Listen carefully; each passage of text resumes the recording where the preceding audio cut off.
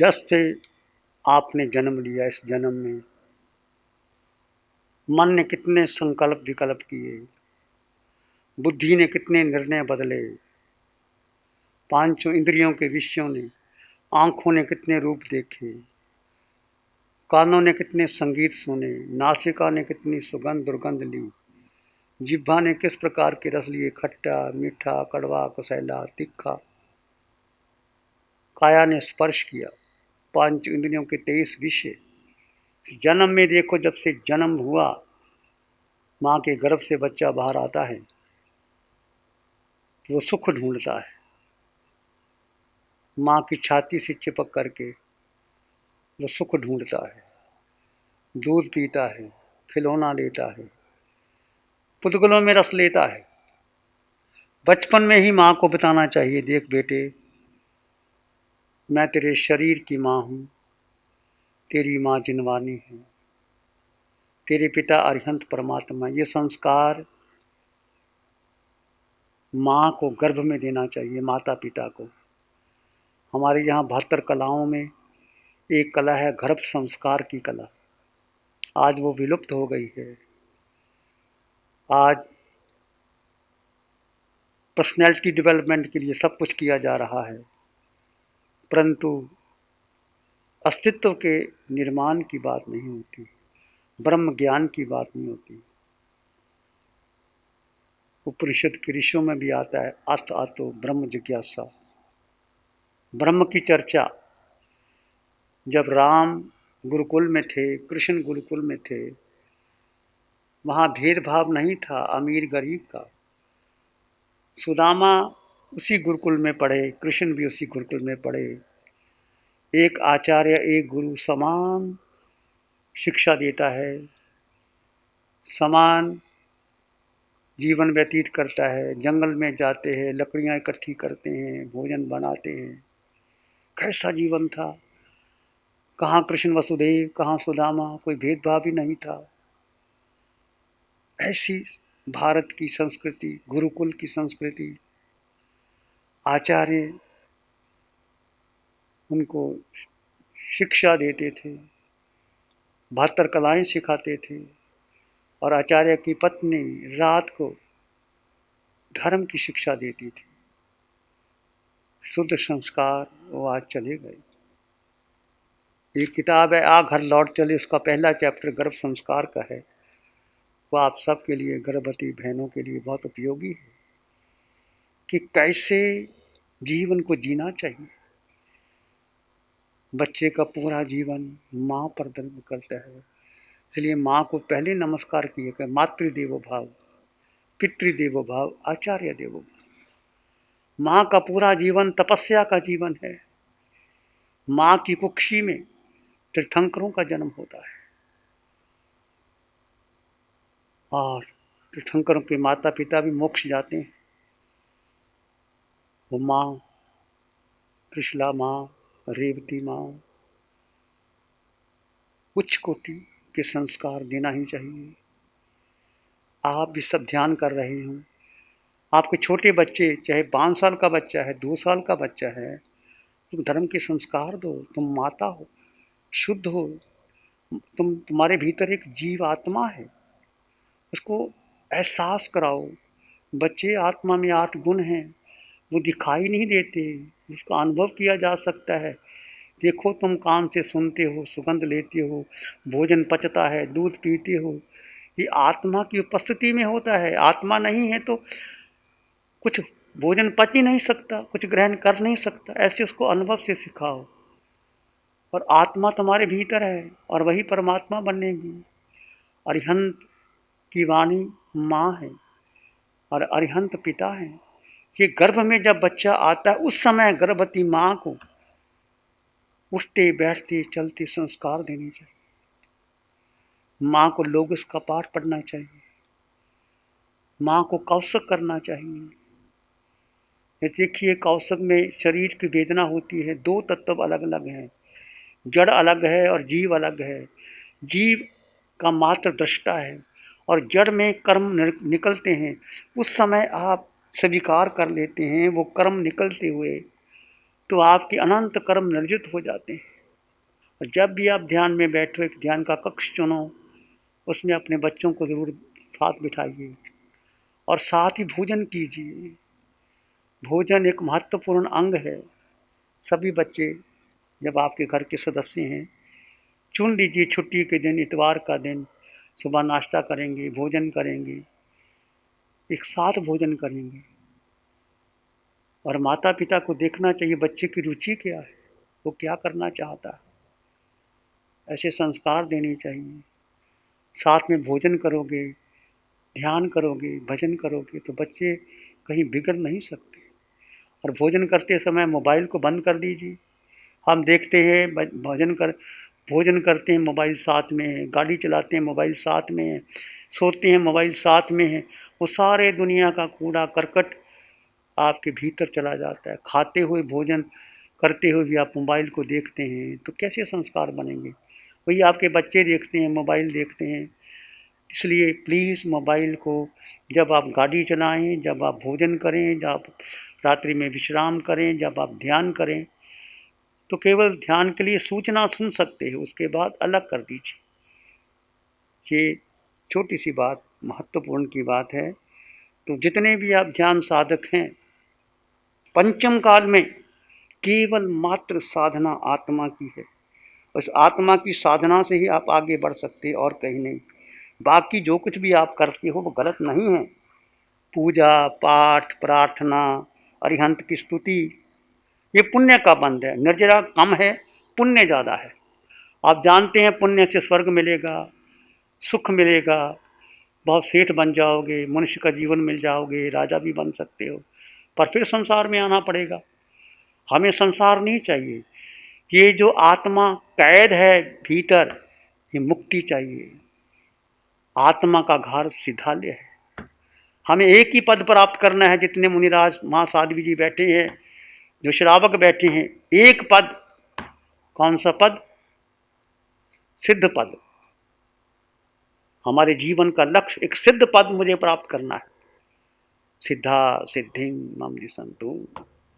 यदि आज आप लक्ष्य बनाएंगे तो धीरे धीरे आप आगे बढ़ जाओगे। जीवन में जितनी भी आयु है आप इसमें जुड़िए। और ये साधना केवल ज्ञानियों की, अरिहंतों की है, भेद विज्ञान की है। सभी तीर्थंकर भगवंतों ने भेद विज्ञान किया। चाहे महावीर को देख लीजिए, केशर कुमार गौतम को देख लीजिए, और वो राजा प्रदेशी और केसी शर्मन ने कैसे भेद विज्ञान किया। और राजा प्रदेशी को उसकी पत्नी सूर्यकांता ने जहर भी दे दिया और स्वीकार कर लिया भेद विज्ञान के द्वारा। कहाँ राजा प्रदेशी कितना महान नास्तिक, जीव को, शरीर को काट काट करके देखता था कि आत्मा है कि नहीं।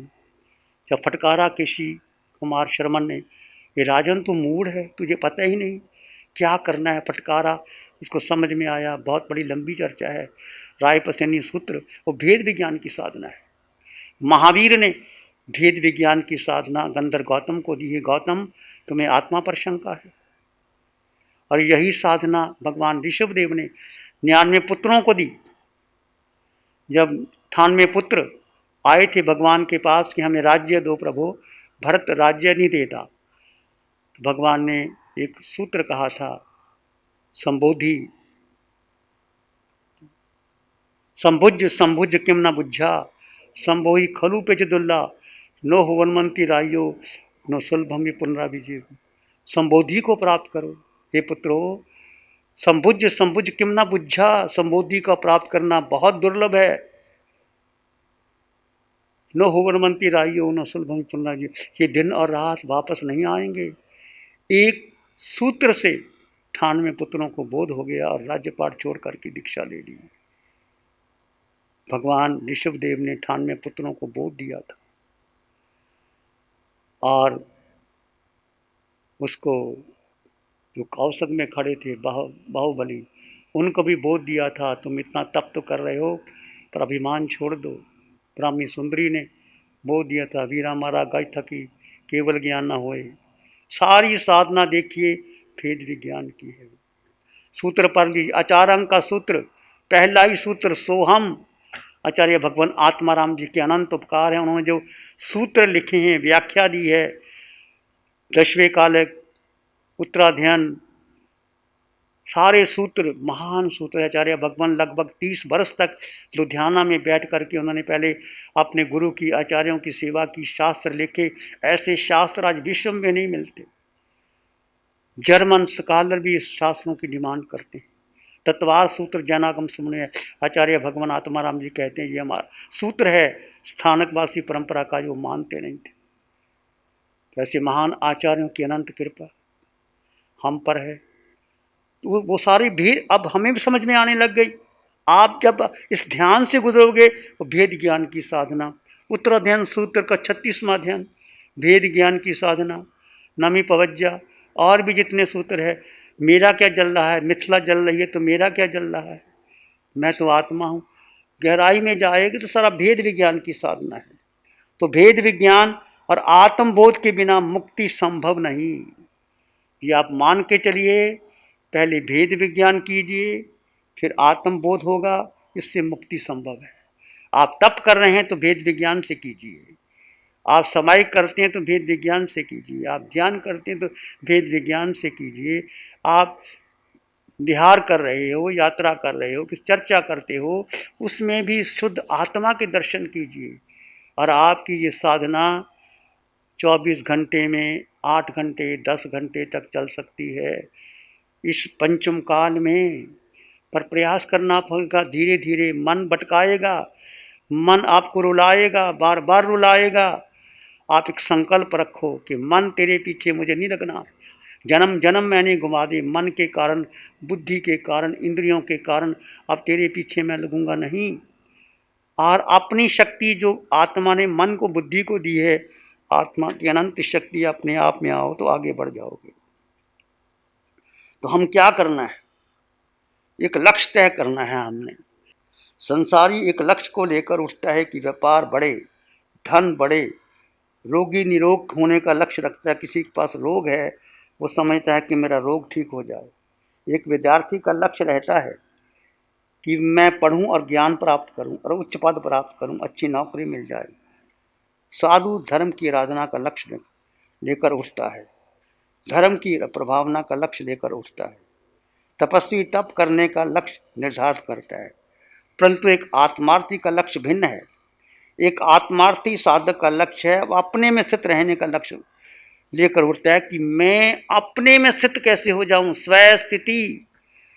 आत्मा आत्मा में स्थित हो जाए, बहुत बड़ी बात है, कठिन है, सबसे कठिन है जीव का जीव में स्थित हो जाना।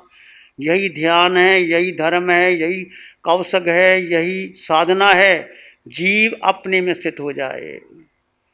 चाहे तुम गृहस्थ में हो, चाहे श्रावक हो, चाहे महाव्रती हो, चाहे अनुव्रती हो, चाहे अव्रती हो, व्रत ना भी लिया पर ये साधना ले लो, जीव जीव में स्थित हो जाए। ये आत्मार्थी का लक्षण है, वह अपने में स्थित रहने का लक्ष्य रखने उठता है, अनंत सुख में रहने का लक्ष्य उठता है, कर्म निर्जरा करने का लक्ष्य रह के उठता है।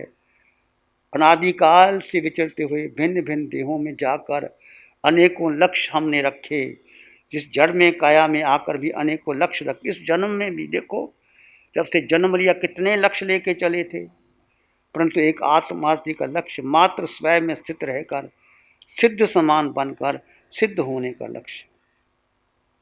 आत्मार्थी का लक्ष्य सिद्ध होने का लक्ष्य। जब प्रत्येक जीव में जीव दिखाई देगा, प्रत्येक पुद्गल पुद्गल दिखाई देगा, अनंत ज्ञान अनंत दर्शन का अनुभव करोगे। पुद्गल पुद्गल दिखेगा, जीव जीव दिखेगा। जब आप अपने में दो तत्व देखोगे, ये देह, जड़ में जीव, जीव भिन्न, जड़ भिन्न, और सब में जड़, और जड़ भिन्न है और जीव भिन्न है। जब तुम अपने में देखोगे दो तत्व, तो सब में दो तत्व दिखाई देंगे, अनुभव करेंगे। फिर उसका रंग रूप, ये सुंदर कुरूप, ये स्त्री, ये पुरुष, ये ऊंचा, ये नीचा, ये विद्वान, ये मूर्ख, ये धनवान, ये निर्धन, ये क्रिया वाला, ये ना क्रिया वाला, सब छोड़ दो। महत्व है केवल जीव के लिए जीना है, जीव के अष्ट गुणों को पोषण करना है। अनादिकाल से जीव मिथ्यात्व में जी रहा है, अपने कारण जी रहा है कि उसने अपने को महत्व नहीं दिया और मिथ्यात्व के कारण जन्म जन्म गवा लिए। अनादिकाल से निगोद में पड़ा हुआ जीव मैं और आप कैसे निगोद से निकल करके पृथ्वी, पानी, अग्नि, वायु, वनस्पति, बेंद्री, तेंद्री, चिरेंद्री, पचेंद्री, देखो सूत्र पढ़ करके उत्तरा ध्यान, कैसे असंख्यात काल बीत गए। वनस्पति में अनंत काल बीत गए, निगोद में बीत गए, सातों नरकों में जाके आए, कितनी वेदना सहन की है। जीव का बोध नहीं था। यदि जीव का बोध भी आ जाए तो जीव कहीं भी चले जाए, चाहे पशु योनि में चले जाए या मनुष्य चला जाए या नरक के निर्या बन जाए, पर जीव का बोध आ गया तो मोक्ष जाएगा, सिद्ध गति में जाएगा, निश्चित निश्चित जाएगा। एक लक्ष्य लेकर के चलो, जब प्रत्येक जीव जीव दिखाई देगा, पुद्गल पुद्गल दिखाई देगा, अनंत ज्ञान अनंत दर्शन का अनुभव कर पाओगे। अंधियारों को मिटाने ये ज्ञान की ज्योत जलाने आया है। नमो अरिहंतानं, नमो सिद्धानं, नमो आयर्यानं, नमो उवज्झायानं, नमो लोये सप्साहुनं। श्री चत्तारी मंगलम, अरहंता मंगलम, सिद्धा मंगलम, साहु मंगलम, केवली पानत्तो धम्मो मंगलम। चत्तारी लोग उत्तमा, अरहंता लोग उत्तमा, सिद्धा लोग उत्तमा, साहु लोग उत्तमा, केवली पानत्तो धम्मो लोग उत्तमो। चत्तारी शरणं पवज्जामि, अरहंते शरणं पवज्जामि, सिद्धे शरणं पवज्जामि, साहु शरणं पवज्जामि, केवली पानत्तं धम्मं शरणं पवज्जामि। चारे शरण